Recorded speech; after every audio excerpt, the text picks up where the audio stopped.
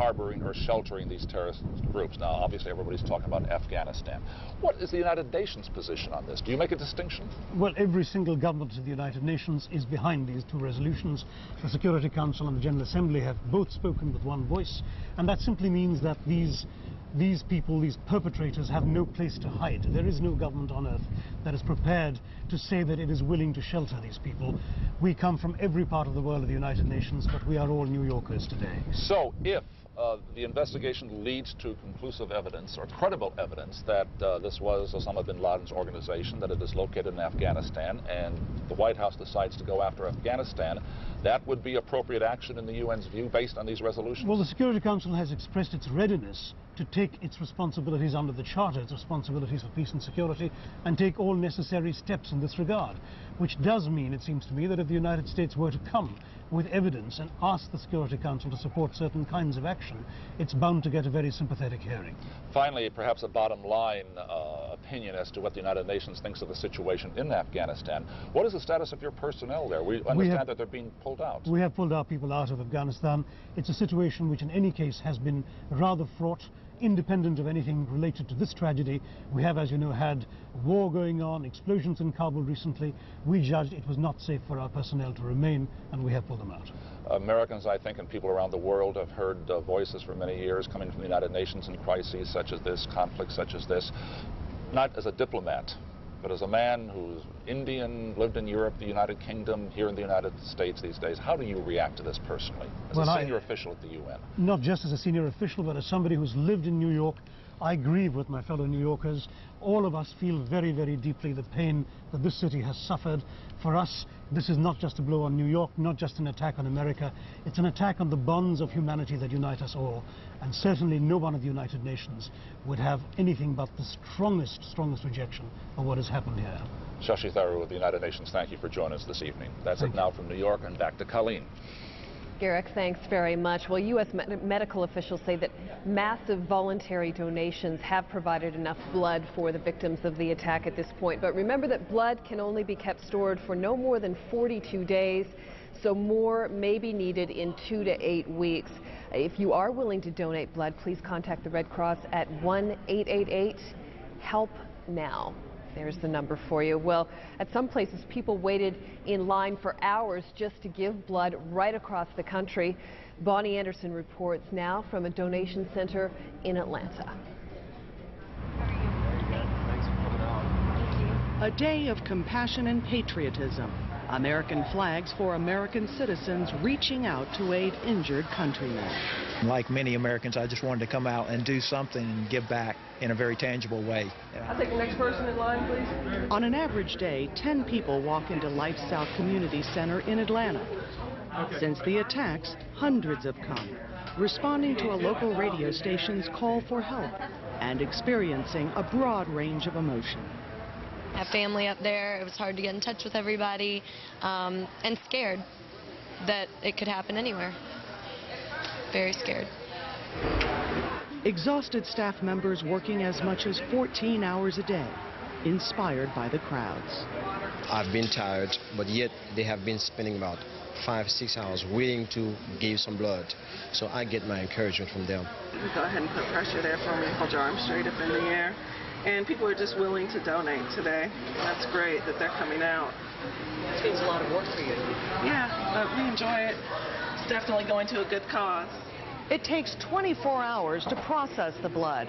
At that point, it could go to New York, Washington, D.C., or to any hospital nationwide accepting victims of the attacks. For Karen Skidmore, that chance to save a life made this visit to a blood center even more meaningful. This is my first time. I'm sorry, this is just really emotional for me. And I just wanted to do something, and this is all I could think of that I could do, other than pray. So. Bonnie Anderson, CNN, Atlanta. Let's turn our attention now to the situation in the skies over the United States. Commercial air travel resuming in the United States, but only on a very limited basis. Authorities decided to allow some flights so that stranded airline passengers would be allowed to return to their homes. The Transportation Secretary Norman Mineta says the general ground stop should continue at least until the airports are able to implement new security measures. Officials want to implement a total ban on knives, including plastic ones. Only butter knives will be allowed for in-flight meals. There will be no more curbside check-in or check-ins at sites away from the airport. Only ticketed passengers will be allowed past airport metal detectors. The government wants to set higher standards for airport security personnel and put more federal air marshals on duty at large airports. Well, for many travelers, the effects of the airline ground stop were immediate, and they are still being felt. Thousands of air passengers remain stranded at airports, often in unfamiliar cities. All 4 of the hijacked aircraft were originally destined for California. And that's where we find CNN's Frank Buckley. He's at the Los Angeles International Airport, in other lingo, LAX. Frank? Jim, we are at a still deserted and closed LAX in Los Angeles, a very eerie sight here at an airport that is very busy. On a normal day, some 160,000 passengers will either fly in or out of LAX. Today, not a single passenger was allowed to fly in or out of this airport. This evening, however, we did encounter some passengers off-site at an off-site parking lot. They arrived by bus. These were passengers who flew in from Osaka, Japan yesterday. They were attempting to fly into Los Angeles and were instead diverted to San Francisco. After overnighting there, they learned that they would not be able to fly on to Los Angeles today, so they boarded buses and made the 8-hour drive to Los Angeles. They were the lucky ones because now at least they are in their final destination. Others were not so lucky. We encountered a number of passengers stranded here at LAX, including one man that we met who is from Nutley, New Jersey. Nutley's about 5 miles from Manhattan. My home actually had a view of the Trade Center. We don't have the view anymore. Somebody came in and took it away. And my family and the families back here are very upset. I'm sure 6 degrees removed, we know someone who knows someone who's no longer with us because what these people did to the United States. And I just really miss them. I want to get back to my family and be with them going through what they're going through. There were heartwarming stories as well of people pulling together. We met up with a group of 4 stranded passengers. The airlines they flew on didn't provide them with accommodations, although one kind employee from Southwest Airlines did provide them with some food and drink. Last night, however, they had to pool their resources together, and they found a motel room here locally. 4 strangers brought together by an awful circumstance, now friends who've camped in together at a motel. She snores. You couldn't see. It was fun. I mean, you tried, the other girl and I, after he left, I go, what are we doing? I mean, we don't know who's who, if they're murderers or whatever, but we got to trust our instincts and stay together, try to help each other.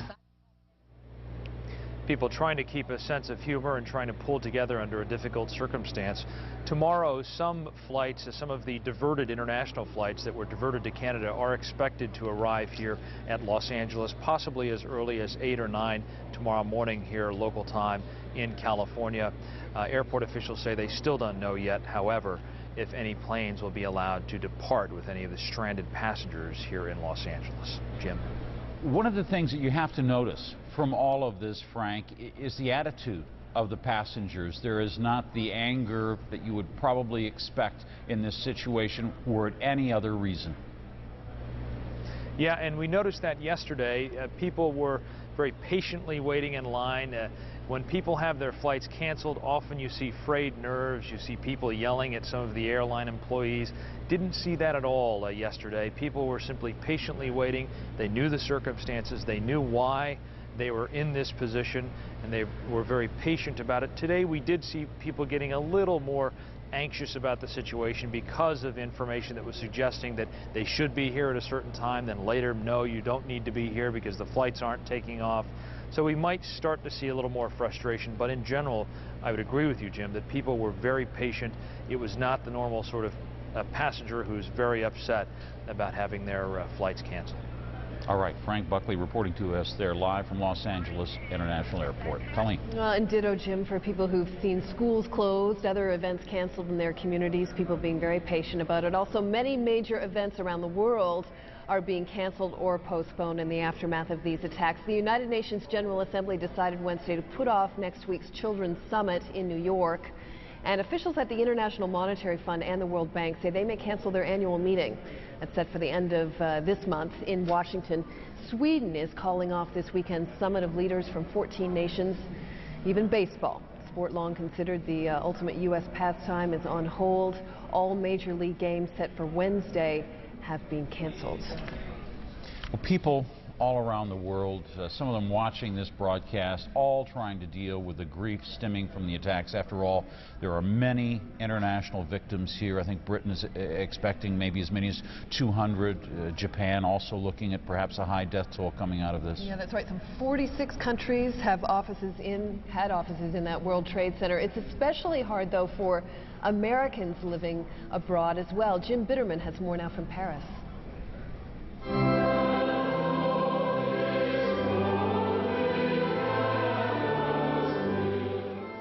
4,000 miles and an ocean away, worshippers in these distant pews were in no less shock than if they had been looking on from the streets of lower Manhattan.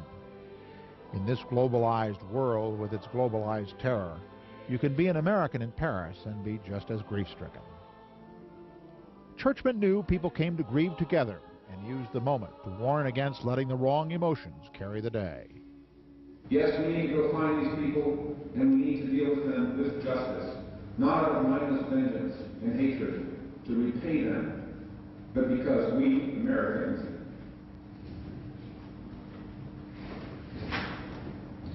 we don't live like that. In the end, it was more than just the shared empathy Americans do. Those whose lives led them to Paris are often exactly the sort of people who know New York, who know Washington, and fear for friends left behind. Expatriated, but still patriots. Some of whom believe their homeland has been too disengaged from world affairs. I really hope that it brings us out of isolation. You cannot make peace worldwide. You cannot have peoples living together if they don't communicate. And the only way to do that is to come out of isolation and work together. The priest at the Episcopal Cathedral here remembered the words of Douglas MacArthur at the end of World War II. If we will not devise a more equitable system than war, the general said, Armageddon will be at our doors.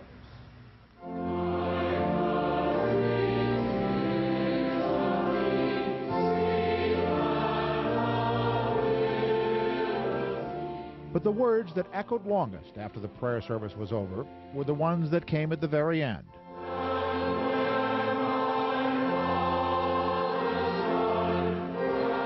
Words most in the church had learned from childhood, but in a now and forever less innocent world, words whose meaning will never be quite the same.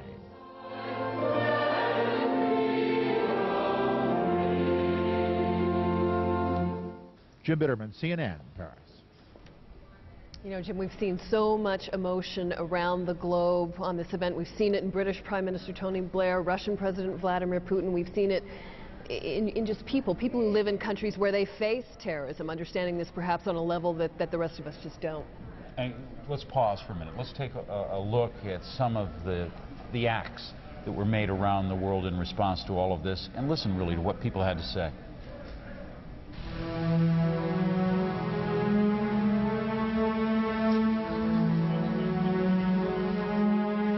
I can only say that all those who have lost their lives, and indeed those who are related and have loved ones who have lost their lives, are very much in my thoughts and prayers.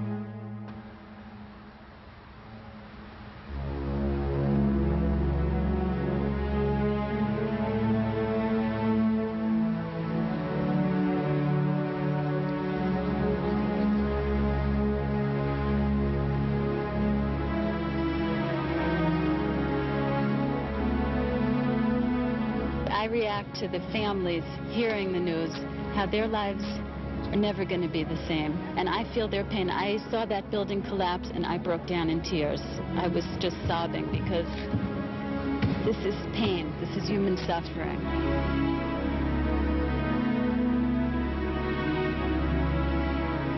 We are here to lay some wreaths, some flowers, and to also show our sympathy in action so that the American people understand the Palestinians are not their enemy.